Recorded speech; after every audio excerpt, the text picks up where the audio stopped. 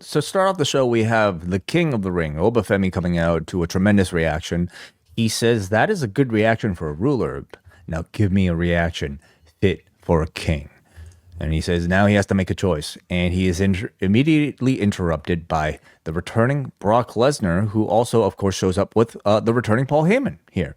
So Brock says congratulations and apologizes for not having seen King of the Ring. He says, or sorry, what is it? Night of Champions. He says, everybody knows I don't watch the show. So I guess, be if you want to be cool like Brock Lesnar, don't watch the show. He says he had to rely on Paul to catch him up on all the stories, and of course, I'm sure he's listening to this podcast as well. Brock says Heyman told him Oba's good at calling him names, and so Oba. He also says Paul has told him that Oba cuts great promos, which Brock admits he could never do, so that's why he has Paul Heyman there. But he says there's an old saying that says when you talk shit, you get hit. So he delivers a low blow to Oba Femi, then delivers the F5 to him. And I felt this was, at least this portion of the review, offered a bit more of a more of a jovial Brock Lesnar than typical. One that is a bit more reminiscent of maybe Boombox Brock than Oh no. otherwise. And it's set up by I thought a pretty strong contrast here with the low blow. Brock then leaves, and this is when Oba Femi asks for the microphone. Says, well, I won't call you a name behind your back. I'm going to call it to your face. Now that you're in front of me, you're still a bitch. Oba challenges him to a match at SummerSlam. Brock says, I accept, but I'm going to one-up you. Hell in a Cell. So that is the match that we are getting. Cole immediately says, does Oba really want to do this? He's got a title match. More on this later, but as far as this segment goes and our challenge towards Oba versus Brock at Hell in a Cell, what do you think about the segment and also the match itself? Yeah, so whenever Brock Lesnar grabs a mic, I kind of get a little scared because he had Paul Heyman by his side for all those years for a reason. I don't think he's necessarily the best. I mean, he admits it in this segment. He is not necessarily the best promo, but he was tolerable here. I thought this was a very simple but effective way to hype up the trilogy. Just talking about the match here, I think adding the Hell in a Cell gimmick to it gives it some freshness. We've seen these guys face off before, and we need something to give it a little more buzz, even though people are hot for it, as it stands. I'm on board for this, and I thought this was, they didn't waste much time with this segment. It was quick in and out, and got the job done. I think the third match would have probably sold itself, but I mean, it being what you might perceive to be the end of a trilogy, if there was a time to raise the stakes and add something special to it, well, certainly Hell in a Cell would achieve that in a stadium, no less. And now you don't just have the draw of these two, but you also have the draw of the Cell. Yes. No mention, no allusions even to like this ending being any sort of retirement stipulation. Do you think that's still at play here? I think they've completely retconned that out of this storyline. It's bizarre that we even when Lesnar explained his sort of return after that faux retirement, it wasn't really a good explanation. We don't really have a good reason for why that happened, other than he was in his feelings, I guess. So it kind of feels like they've just sort of convinced us to forget about that. And yeah, like you said, no mention of that here. Yeah, I think his current status is that he is retired, but decided to come back for this match. I think his status is that he's a very good negotiator and he knows how to get what he wants. And part of that sometimes is putting your boots in the ring and saying that you retired from wrestling. Something about this kind of tells me that it might not be that different from like an Undertaker situation where maybe the night of he actually thought he was going to retire and then maybe decided better of it. I don't know. We shall find out maybe on SummerSlam weekend whether or not he will actually retire. I imagine we'll find out at the end of the match. Yeah. It's funny you mentioned that Hell in a Cell is part of the draw for this match.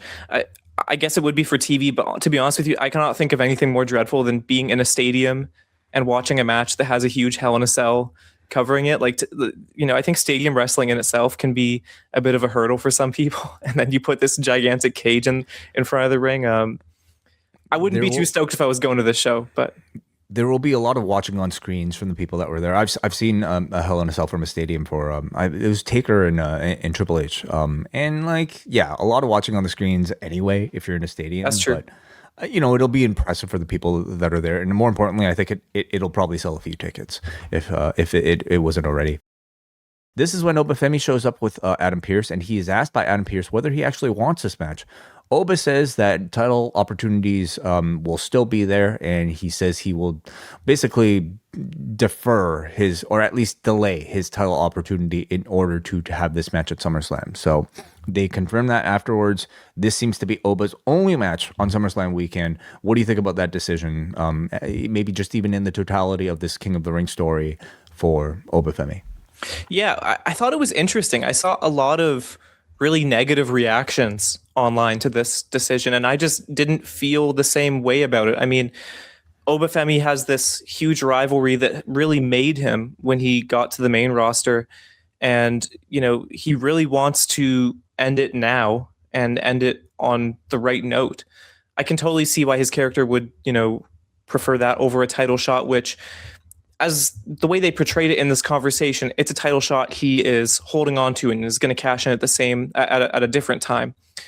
I kind of see this the same way as when someone wins the G1 and then cashes in their title opportunity before Wrestle Kingdom. Like it's you're just shifting around what is the traditional sort of format. I mean, listen, Lesnar versus Femi versus Lesnar versus Femi challenging for a title. I don't think you need to do both of those. With Femi, why rush everything? He's shown over a few months now since being called up to the main roster that he has this staying power with his heat, and the people really like him, and that doesn't really seem to be going away as long as they keep booking him properly. So why do you need to rush into this title shot that, if you keep giving him this momentum, he can have further down the line and it'll be on another big stage? Yeah. My argument would have been, and I think I probably convinced myself of this too much in our discussions of the idea over the weeks, but my idea would have been to have him be crowned on the biggest stage possible through the biggest path possible, and that would mean possibly retiring Brock Lesnar and winning the championship in the very same weekend, right? I think that's the type of monumental feat that would be talked about for maybe years to come. I'm not so tied to it that I don't think what they're doing now would be successful. Maybe they have their plan for a bigger Oba Femi match when the title picture perhaps clears itself out a little bit more, or maybe when I don't know, an opportunity to do the Reigns match better presents itself than this particular weekend. I do wonder, though, in all of this, because it's a very unconventional way of, I guess, treating the King of the Ring. What was the plan, maybe dating back to WrestleMania? Was this always the path, or was it going to be a bit more straightforward? Did things change over time, and whether or not we'd actually find out about what those original plans were? Because some of this feels like it's patchwork, just with the way that they're kind of changing things afterwards. And I don't know if it's making for the most sort of straightforward story. At the same time, I'm not too upset about the explanation. It's it's not too awkward to explain. He's earned the title shot. He chooses to take it on a different stage than SummerSlam, and it doesn't really defeat my belief, in the fiction that would be allowed to happen. So yeah, like you said, it could be patchwork. I mean, they had Femi as recently as last week teasing that he might go after Roman Reigns after he wins the tournament. Devil's advocate, Femi didn't know last week that Brock Lesnar would just suddenly show up this week. But I think the explanation makes sense. I think that part of people's sort of letdown of there not being two Femi matches in the same weekend is the fact that people have kind of been fantasy booking this for over a month now. I mean, when Femi joined the King of the Ring bracket, people projected that he would win it and still have this Lesnar deal, and it would be the 2-night thing. And it's been a discussion for a very long time now. So for them to go in a different direction, I think just sort of rubbed people the wrong way, because this was sort of the expected thing that we would see two Femi main events, which, to be honest, I was never too hot on.